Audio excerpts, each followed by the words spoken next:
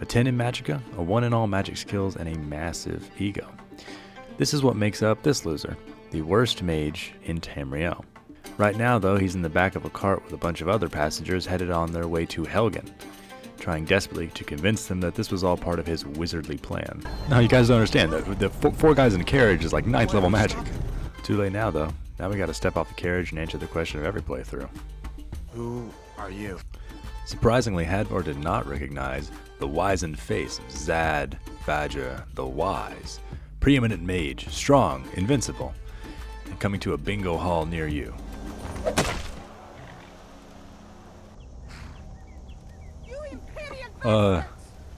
Guys? Now Zad had his run-ins with the law before, a couple nights in the drunk tank, some fines for public indecency, but these were war crimes. He couldn't just let this slide. Guys, I was not aware this was this serious. Please just let me go. I'll let this slide. No one will ever know. But Zad's heroic speech fell on deaf ears as they walked him to the block, put him down in the pile of dead body that was already there, and got ready to do the deed. No, you can't do this. I'm Zad Badger, the friendly neighborhood wizard who rules over you. But at the last second, this friendly-looking guy came by to save the day, giving Zad an opening to quietly escape. Yes. Zad Badger, the greatest mage in the world, is escaping. So I made a run for the keep, saw Ulfric hiding in the corner, and went up the stairs just in time to see this guy get his shit rocked by Dragon God. Oh wow, that's all that for one guy? So I ran up the stairs, jumped through the new window, and stopped when I heard cries for help. Alcohol, my sweet! Unfortunately, I couldn't grab the alcohol because at this point my hands were still bound. Can't stop me in real life, though. At this point, these two guys were fighting over which one of them would get to hang out with Zad next. And I had to make a choice. Imperial or Stormcloak. Now Zad, being from a different time, has some ideas about elves, and of course he chose the Stormcloaks.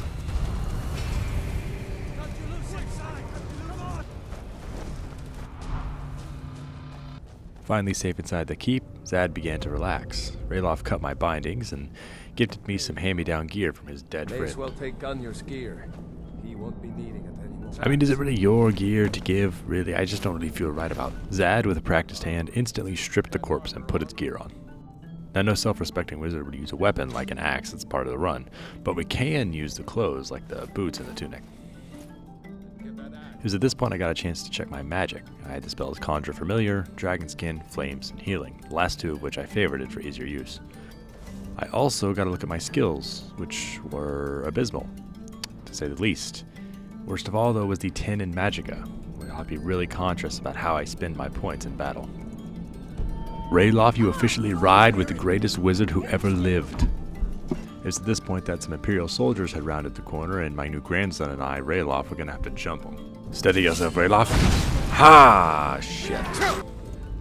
Yeah, so the flame spell, which is the only damaging spell I have, costs 14 magicka per second to cast, and I have 10, which means I get less than a second of flames before my power immediately craps out and I have to basically just run in circles for a while, waiting for my grandson to beat them to death.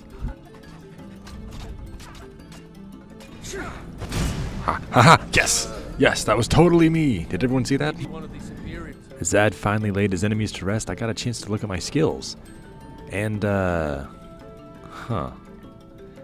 I don't know what happened here. I thought that because I was level 1, I would level up, like, super fast. And I don't know, maybe it's like a bell curve or something, the way that Skyrim calculates its levels. But I was getting no experience for using the flames. I mean, well, the 10 points of flames I was able to use. At this point, I checked the difficulty just to make sure I was on a high enough difficulty, switched it to Master, and I would never regret this decision ever again. Ralof and I went deeper into the keep, and eventually we found some more enemies for me to try out my flames on. Okay, round 2, baby. I think if I can sneak up on them, I might do a little bit more. Yeah, so either I didn't do a good enough job sneaking, or maybe spells aren't supposed to do sneaking damage. I have no idea. I did have a new strategy, though, which was because the burn effect of the flames lasts longer than the flames itself, I thought I could, like, walk around and give everybody just a little taste of the flame. This was not going to work because my magic refills so slow and I have to wait for a certain amount. I can't just touch people on the shoulder and light them on fire, unfortunately. So again, I was just waiting for Rayloff to kill everybody while I cheered him on from the sidelines. Oh, well, here comes my part. There we go. I'm like the kid who plays triangle in the play. Good job, I guess, Rayloff. Yeah, most of these first battles all went like this, where I just kind of shot people with flames every once in a while, watched Rayloff kill them, and then went up and took their shit. After all of that, are you serious? I looted everything I could from the storeroom, taking special care for the potions of magicka and health and other necessities. After some inspired looting, Rayloff and I made our way down to the Denny's in the basement. With the help of the Stormcloaks, we fought off the rest of the employees in the basement, and I sat on the outside of combat, mostly shooting flames in. I also started to use the potions of magicka so I could get a little bit more experience Vietnaming these guys.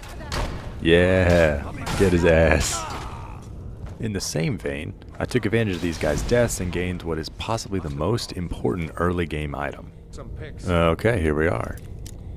Got it. Alright. This is the wrong one.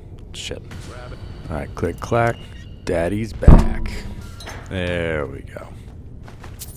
And here we have the holy grail of the start of this run. The Novice Hood. Just by warming up my bald little head with this piece of cloth increases my magicka threefold. And the robes add an extra percentage to my magicka regen, but the hood's really where the outfit shines. I can shoot a whole lot more flames than I could 10 seconds ago. I also learned the spell Sparks, but flame's more efficient, so I figured I'd just keep using that. Bro, 18? You were wonking my willy with that. So I charged deeper into the prison, ready to fire off my even bigger hot loads on these Imperials. Oh, hey, free stuff. So this big room was the first fight to really give me some trouble. I was excited to see just how far I could get with my upgraded powers, and the answer was, not very. Alright, come on baby, follow me, set yourself up. Out. Sad, you dumbass. Yeah, it didn't work at all. 30 more magicka is not as much as it seems on paper. Unfortunately for everyone, I have the power of saves coming. So the second time around, I played much more conservatively, drinking potions and firing off blasts from afar. I'm still pretty confident that I wouldn't even be able to take one of these guys head to head unless I exploited their AI by like running around them. Okay, Rayloff, you can take that one. Daddy needs a monster. There we go. For most of the fight, I ran around trying to take guys out at the very end of combat. I know it's not like Fallout where you get experience points, but it just felt better that way.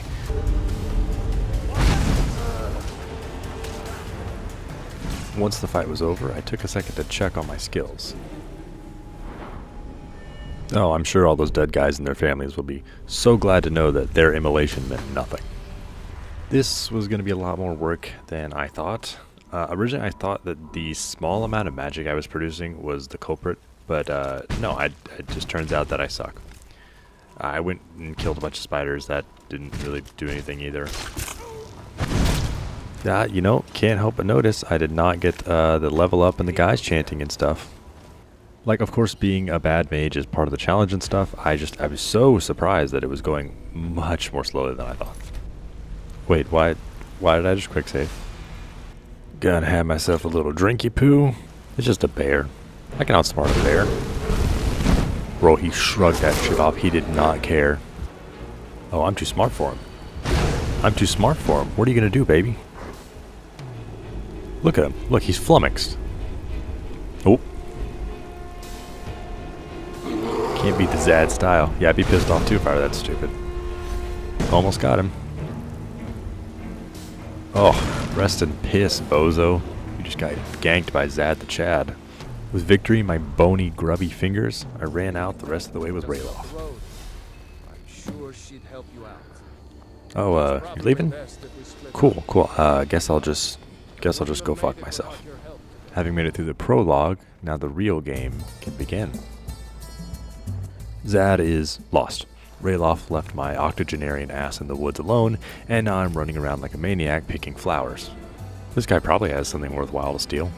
Zad immediately turned to a life of crime, which is to say the life that he is most familiar with.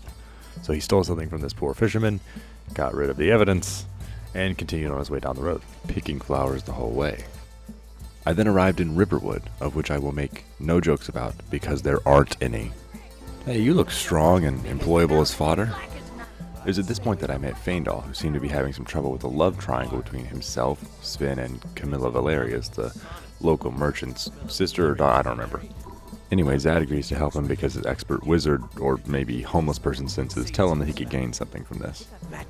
Now, Faendal doesn't know that I actually did join the Stormcloaks, but I'm hoping by playing both sides that when the elves finally do take over, he'll take me in as like a pet or something.